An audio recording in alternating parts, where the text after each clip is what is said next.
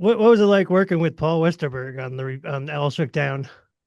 Oh man, I am and was such a huge Replacements fan. We got to play with them a couple of times in the early days.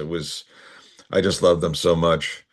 It was amazing. It was also, I don't know if you read the book, the Bob Muir book about them. Like, he wanted to make that a solo record, and the record company wouldn't let him. So, he just seemed very sad. I know he was going through some other personal stuff. I think he was trying to like dry out, detox a little bit. I just remember, so that day, I think it was just one day I was there, and the songs are amazing. I mean, that's one of my favorite records of all time. So I went to, like after the session, it was at Ocean Way Studios on Sunset Boulevard in Hollywood, and it was a good day. I mean, it was a long day, but it was a really good day. I mean, I loved everything I heard. I loved, it seemed that Paul liked what I did, and so I went to dinner with a girlfriend at the time at there was a sushi bar like half a block away from the studio. She met me there, and we walk in, and it's kind of empty.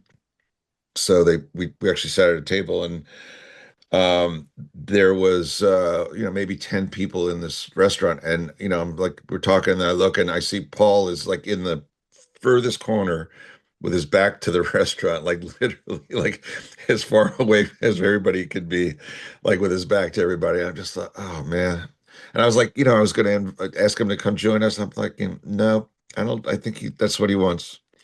So that was my takeaway. I mean, it was just musically amazing, but I got the sense that he was very either sad or somewhat broken, which comes as no surprise to anybody that's followed the Replacements career. Did you play on the song "Who Knows," the saxophone part? Yeah, yeah, that's me. Pretty much on Amazing. anything that sounds like a wind instrument. I think that's me.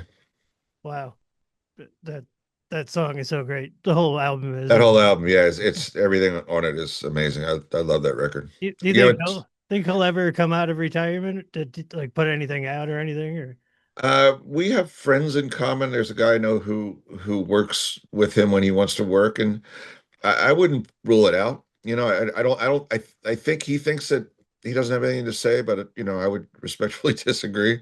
And I know that my friend says that he calls him every once in a while to do new music. So I think, it's not out of the realm of possibility, but it would have to be on his terms, obviously. And the guy deserves, everything, all the goodness in the world for the music that he's made. But I don't know. I can't, I don't, I wish I knew him better, but I don't.